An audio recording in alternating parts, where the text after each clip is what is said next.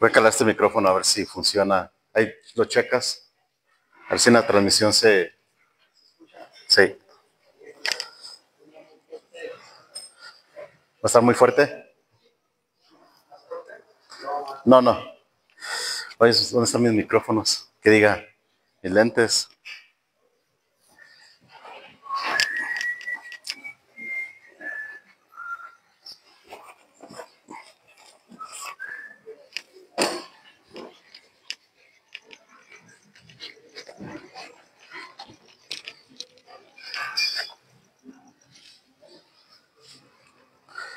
Ok, muy bien.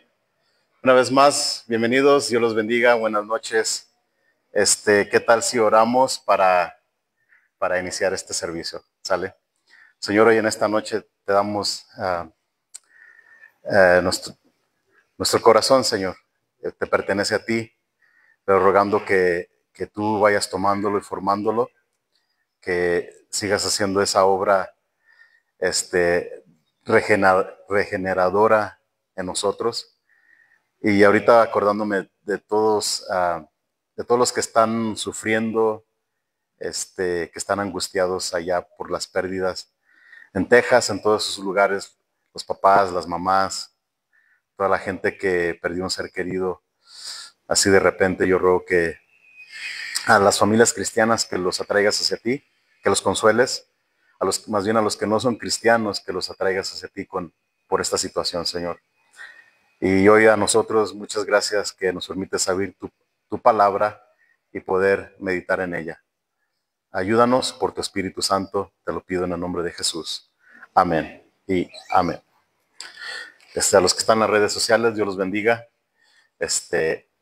Bueno, miren, les recuerdo que del capítulo 1 al 3, Oseas toma la figura del esposo que es engañado por su mujer, yendo en pos de otros amantes.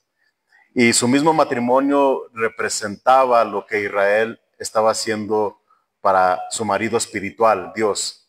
La nación fue en pos de los Baales, de los ídolos, y estaba adulterando espiritualmente. Eso fue del capítulo 1 al 3. Del 4 hasta el final, ahora Oseas toma la figura tradicional de profeta que está hablando, publicando juicio por el pecado de Israel. ¿Y cuál fue el pecado de Israel? Adulterio espiritual, que es idolatría, ¿ok? Para que no se nos olvide por qué. Y hace 2 semanas, en el capítulo 4, vimos 3 acusaciones, 3 grandes pecados que tuvo la nación. No había verdad, ya no había verdad en la tierra, no había misericordia, ni conocimiento de Dios en la tierra. Estos 3 pilares que la nación estaba para estar bien con Dios, ya los habían desechado, ya los habían quitado de su vida, de su ley, entonces ya estaban en pos de los Baales y todo eso. Y por eso Dios empieza a publicar o a profetizar juicios. Ahora, en el capítulo 5, Oseas continúa con la misma reprensión. Si checas ahí en el versículo 1 del capítulo 5, dice: sacerdotes, oíd esto y estad atentos, casa de Israel y casa del rey.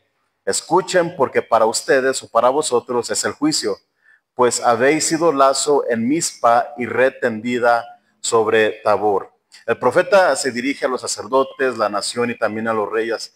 Y si checas aquí ahora, Oseas utiliza un lenguaje de cazadores, porque en aquellos lugares Tabor y Mizpa eran conocidos por la cacería y estaban utilizando redes y trampas para cazar. Y les dice Dios a ellos: miren, su idolatría, su misma idolatría está poniendo red, está poniendo trampa espiritual a la nación. Están haciendo tropezar a la nación. Están, por decir, atentando contra la vida espiritual de la gente. ¿Sí? Luego fíjate lo que dice en el versículo 2. Y haciendo víctimas han bajado hasta lo profundo. Por tanto, yo castigaré a todos ellos. Los que estudian estas cosas dicen que en la cacería se usaban hoyos para guardar la caza o las víctimas. Y lo que está diciendo Dios es que lo que ellos están haciendo con la gente es que lo están hundiendo también a lo más profundo por su mal testimonio, ¿sí? Por el mal ejemplo que estaba dando la nación del norte. Y dice: ¿saben qué? Los voy a castigar. Y esto yo sé que ya lo escuchaste 1000 veces, pero es triste ver a personas que profesan ser cristianos y tienen mal testimonio en su familia, que tienen mal testimonio con sus compañeros de trabajo, que tienen mal testimonio en la escuela, con los vecinos, que no son creyentes. En lugar de ser de bendición, fíjate, para los que nos ven o para los que ven, los que están dando mal testimonio los están hundiendo más en la perdición por el mal ejemplo que se está dando. Y si hay alguien aquí y ya tu testimonio en tu trabajo o en algún otro lugar está por los suelos, yo te pido que te arrepientes y que vuelvas a retomar el camino que Dios quiere que camines. ¿Sí? En el versículo 3 y 4 continúa diciendo, yo conozco a Efraín e Israel no me es desconocido, porque ahora, oh Efraín, te has prostituido y se ha contaminado Israel. No piensan en convertirse a su Dios, porque espíritu de fornicación está en medio de ellos y no conocen a Jehová. Entonces, básicamente lo que le está diciendo es que están tan atados a su pecado de adulterio espiritual que ya no pueden salir de eso. De hecho, no quieren salir de eso. No está en sus planes salir de ese estilo de vida. Sí, y por eso les dice, miren, ustedes ya están tan entrados que no quieren, ya no conocen a Dios, ya no tienen una relación personal con Dios. Y no solamente eso, porque en los siguientes versículos nos dice que también el pecado de soberbia. Fíjate, la soberbia de Israel le desmentirá en su cara. Israel y Efraín tropezarán en su pecado, tropezarán en su pecado, y Judá tropezará también con ellos. No sé si has escuchado decir a alguna gente decir, aunque esté equivocado en mi religión, no la voy a dejar, o no voy a dejar lo que me inculcaron mis papás. un señor que conocimos, que se llamaba Chabelo, fue lo que le decía al misionero Rob Johnson. Dice, aunque esté mal, yo no me voy a cambiar. Pero ¿saben qué? Yo creo que su último año que vivió, tuve el privilegio de bautizarlo allá en la brisa. ¿Por qué? Porque el buen testimonio del hermano Rob Johnson, o sea que lo guió, fue muy paciente con él y ese hermano entregó su vida al Señor finalmente. Pero hay muchos que sí, su soberbia y su arrogancia, y aunque esté mal, yo no me voy a hacer aleluya. Bueno, ya ves, pero fíjate lo que dice en el versículo 5 y 6. Bueno, ya leímos el 5, pero fíjate lo que dice el 6. Con sus ovejas y con sus vacas andarán buscando a Jehová. ¿Y qué? Y no lo hallarán. ¿Qué pasó? Se apartó de ellos. Y yo creo que las más tristes noticias que podemos ver en el Antiguo Testamento es leer estas frases, que van a buscar a Dios, pero ya no lo encuentran, porque Dios ya se ha apartado de ellos. Y aquí dice, aunque lo busquen con sus animales, y quizás se refiere buscan con animales para ofrecerlos en sacrificio, dice, ya Dios se apartó de ellos. ¿Sí? Llega un tiempo, queridos hermanos, cuando el Espíritu del Señor ya no contiende con la gente. ¿Sí? Y al parecer, el Señor aquí llegó a ese punto, a un tiempo cuando Dios simplemente se aparta y la gente tiene que pagar las consecuencias de su pecado, de su orgullo, de su soberbia. Ahora, no quiere decir que Dios no los vaya a perdonar si se arrepienten. No quiere decir que si se acercan a Dios con un corazón contrito y humillado, genuino, de hecho, esta es la causa por qué está haciendo todo esto. Lo vamos a ver en el versículo 15, que les va a mandar castigo y juicio porque Él quiere que regresen a Él. ¿Sí? Pero se aparta en el sentido que no los va a librar del juicio, o sea, no los va a librar del castigo físico, porque tiempo después Asiria va a venir y va a arrasar con la nación del norte. Hermanos, cuando Dios quita su amparo, yo escuché a un pastor decir, y de hecho también lo hago, cuando hay unos que andan muy mal y que ya no quieren entender, Señor, quita tu amparo de Él. Pablo lo puso de esta manera, los entregué a Satanás para que aprendieran a no blasfemar. ¿Sí? O sea, que Dios trate con ellos y que permita que el enemigo los persiga, que les dé una zarandeada, pero que regresen a Dios. ¿Sí? Esa es la intención. Y por eso dice, Dios lo van a buscar y ya se apartó de ellos porque Dios va a traer juicio sobre sus vidas. Y yo les digo, hermanos, o sea, no vale la pena, no vale la pena irte al mundo, entregarte al mundo y a sus placeres, porque Dios sí te va a dar una buena zarandeada. Sí. Fíjate lo que dice en el versículo 7. Y contra Jehová prevaricaron porque han engendrado hijos extraños. Ahora en un solo mes serán consumidos ellos y sus heredades. A los hijos extraños que se refiere eran hijos de idolatría. O sea, estaban creando sus hijos y sus hijos estaban siendo formados en la religión pagana de Baal y todo ellos. En lugar de que estuvieran criando sus hijos para que fueran hijos de Dios, estaban criando a sus hijos, o con su mal testimonio, sus hijos estaban siendo inducidos y guiados a hijos extraños, es decir, a hijos del paganismo. En el versículo 8 continúa diciendo, tocad bocina en Gabaa, trompeta en Ramá, sonad alarma en Betavén, tiembla, oh Benjamín. Y del versículo 8 hasta el final va a describir el castigo que van a recibir. Y aquí les manda que toquen trompeta, porque tocar trompeta en aquel tiempo era como una alerta para que la gente y todo el pueblo se alistara para el combate. Pero fíjate el cuadro.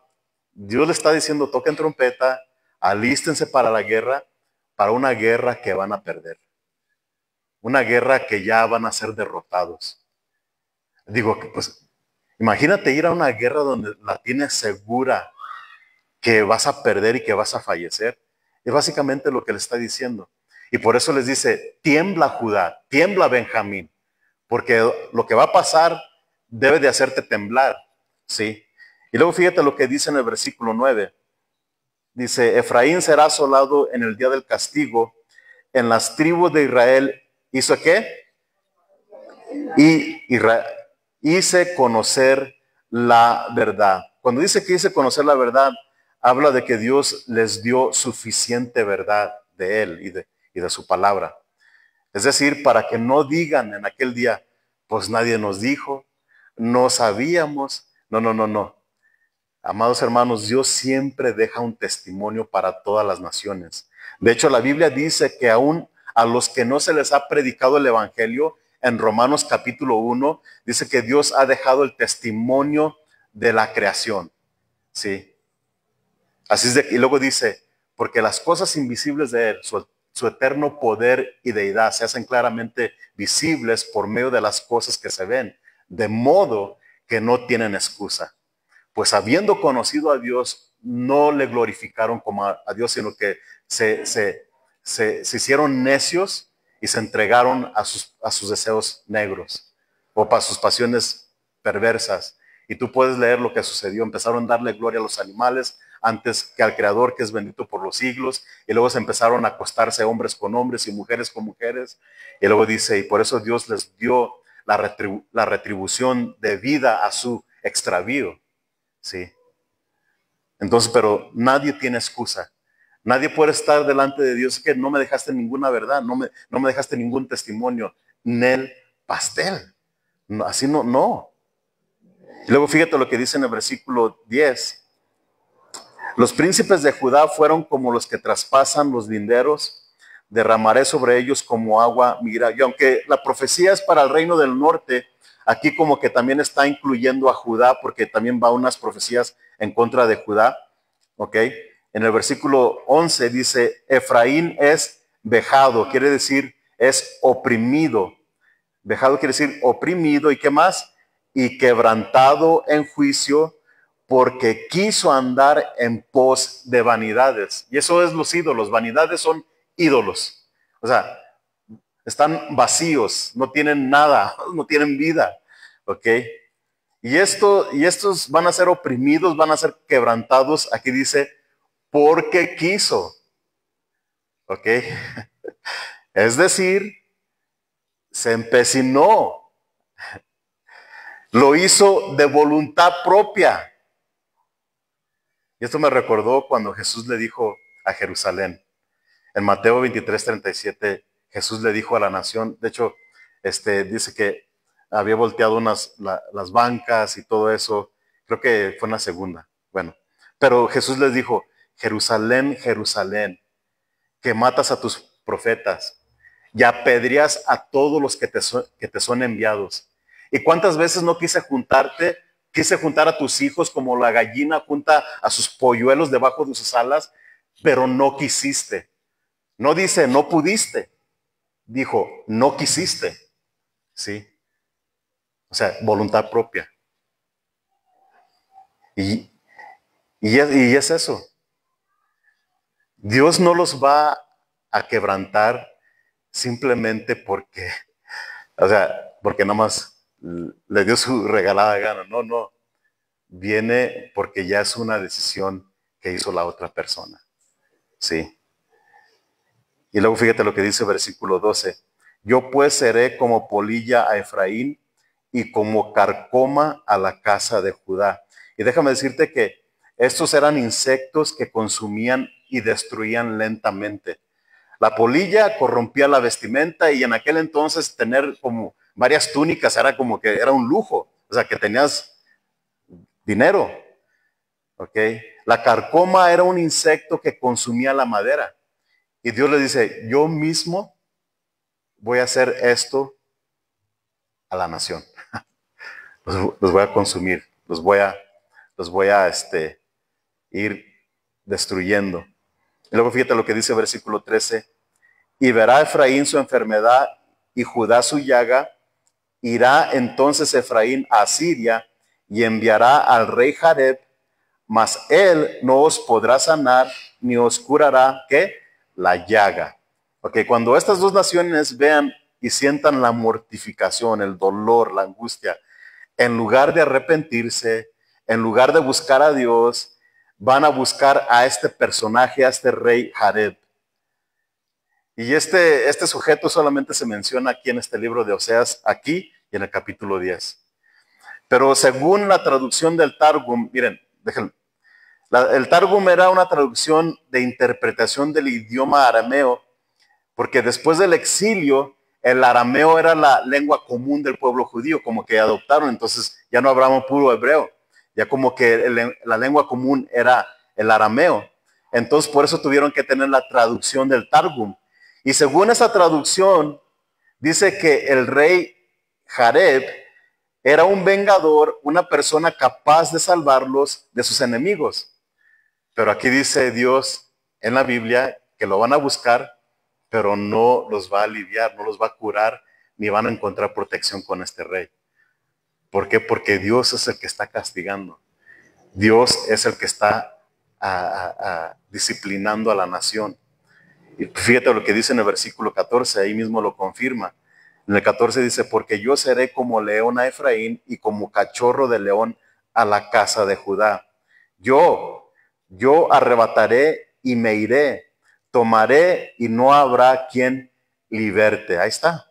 Así como un león, así como el rey de la selva, soberano, como cachorro de león, así como esos depredadores toman y despojan con autoridad, así con ese mismo poder y soberanía Dios castigará a su pueblo.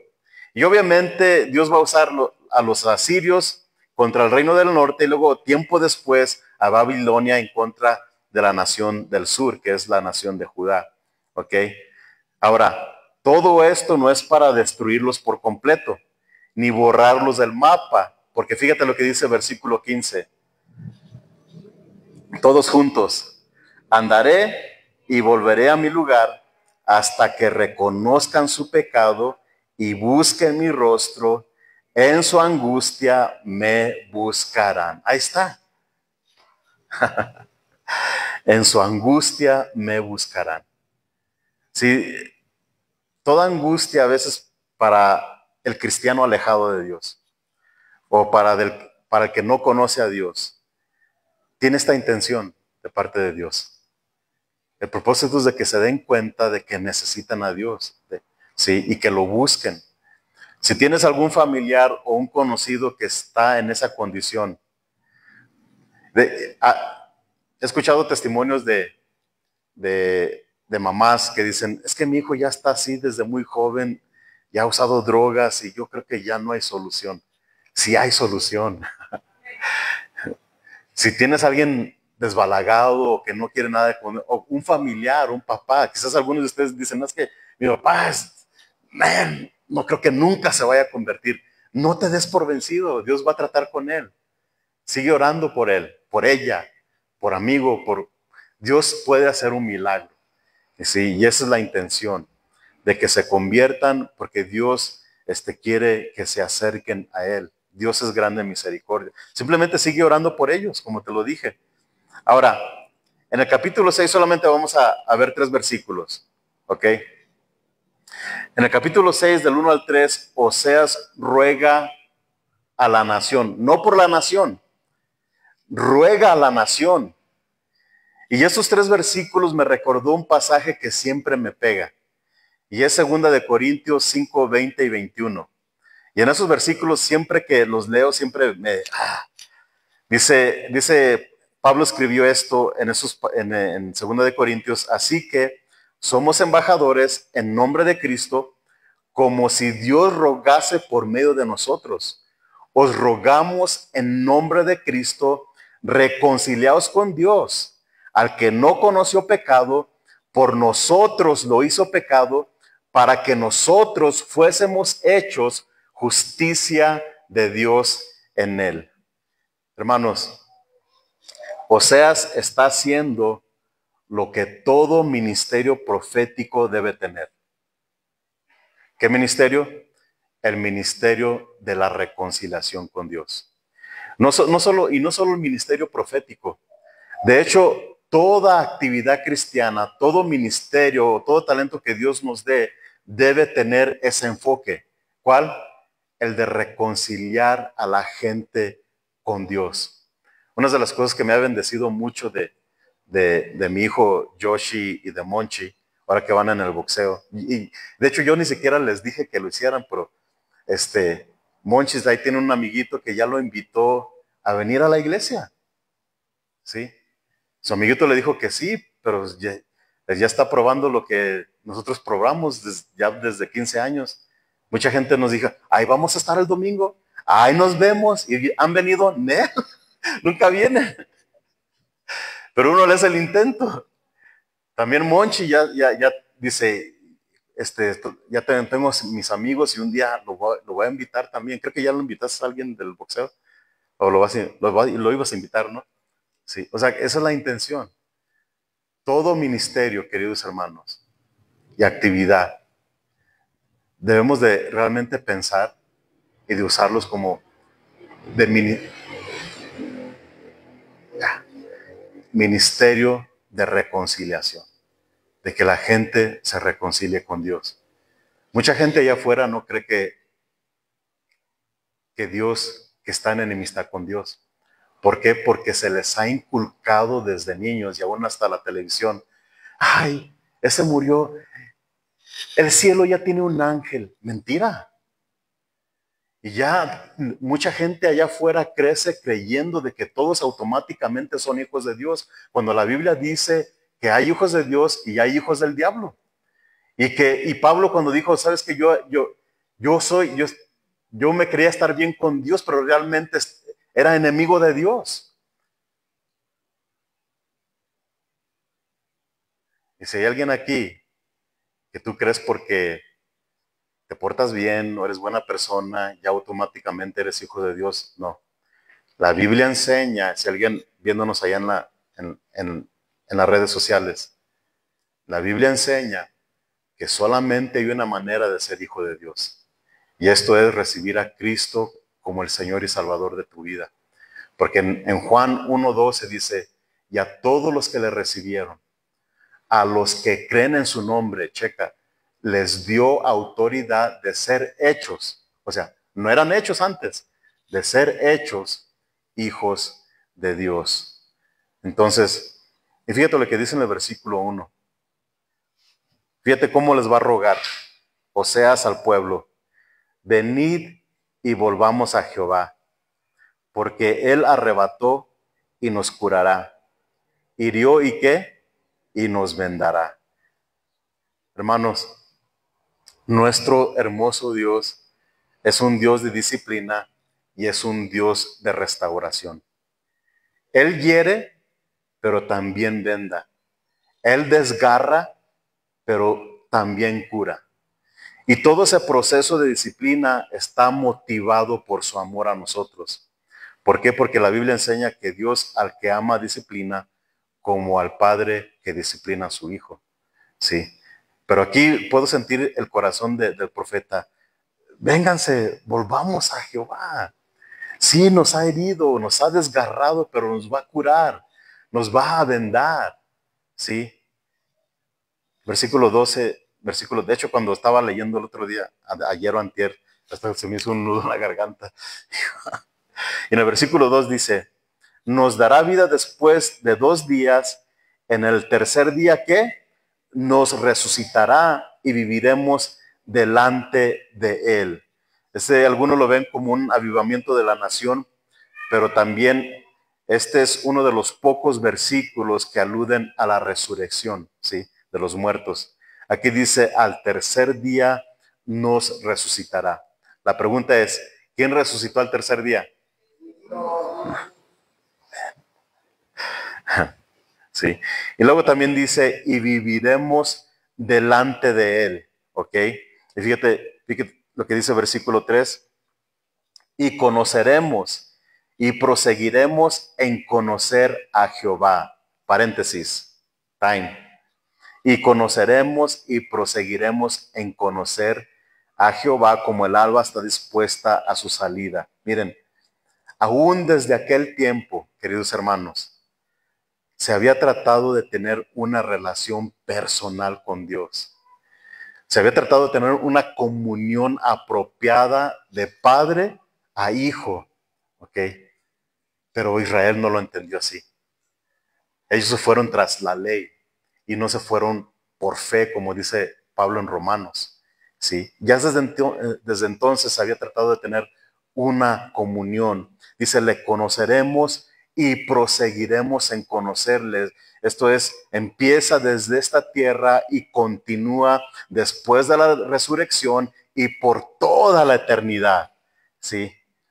Ok, todo el versículo que estamos leyendo implica la seguridad no solo de conocerle, pero también alude a la disposición de parte de Dios. Hermanos, Dios está puesto y dispuesto para recibirnos todo el tiempo, ¿sí? Y ya ha puesto, ahora nosotros ya lo entendemos porque ha puesto todos los medios para que lo conozcamos. Y ahora la manera que lo conocemos es por medio de Jesucristo nuestro Señor y Salvador. ¿A poco no? Miren, en Juan 1:18, no sé si lo puedes poner ahí, dice la palabra de Dios, a Dios nadie le vio jamás. A Dios nadie le vio jamás. El unigénito Hijo que está en el seno del Padre, Él le ha dado a conocer. ¿Ok? Entonces cuando dice como el alba está dispuesta a su salida, habla de la seguridad de que su misericordia vendrá a todo corazón que se arrepiente. No lo olvides. Jovencito, jovencitas, no lo olviden. Porque ahorita están en una etapa y a lo mejor les va a querer dar cosquillas de ir a conocer al mundo. No te vayas al mundo. No vale la pena, jovencito y jovencita. Y también algunos jóvenes viejos. No vale la pena. No vale la pena destruir tu relación y tu comunión con Dios que te da paz, que te da seguridad, por un placer que después te vas a lamentar de hacerlo. Y cuando dice que vendrá a nosotros, fíjate lo que dice.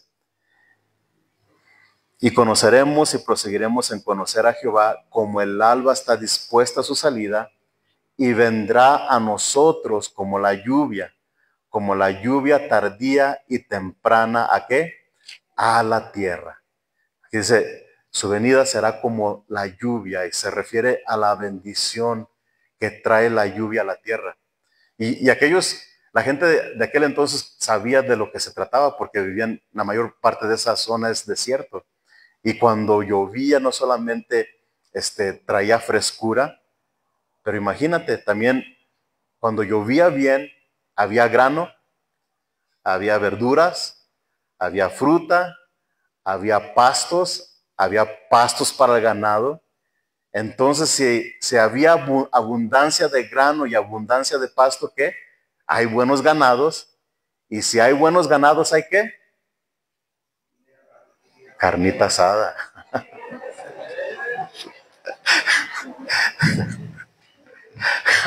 ¿Se va a hacer o no se va a hacer? Pero, pero habla más de la gran bendición espiritual que tenemos, que empieza desde esta tierra. Sí, la Biblia dice que en la eternidad no habrá escasez, no habrá llanto, no habrá dolor, porque las primeras cosas pasaron y todas son hechas nuevas. ¿Sí? Y todo porque Dios quiso enviar a su Hijo por nosotros. Al que no conoció pecado por nosotros, lo hizo pecado para que nosotros fuésemos hechos justicia de Dios en él. ¿Sí? Y de esto se trata el cristianismo, de una relación personal y de seguir conociéndole, caminando con él y hasta que ya venga por nosotros. ¿Sí? Y vamos a leer todos juntos lo que dice del 1 al 3, ¿sale?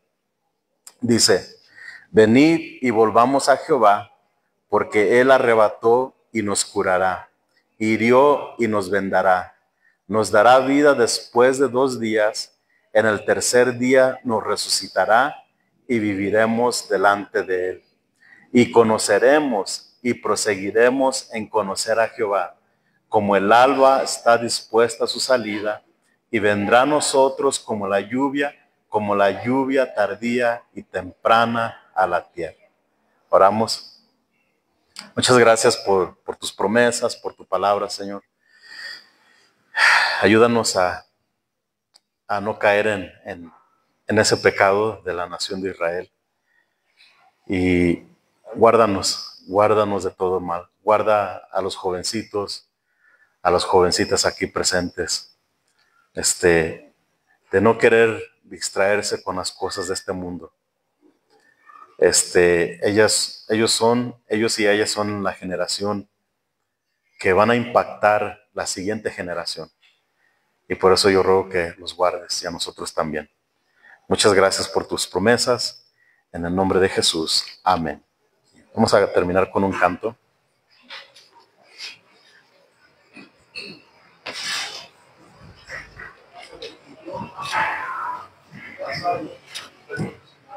Oh, sí.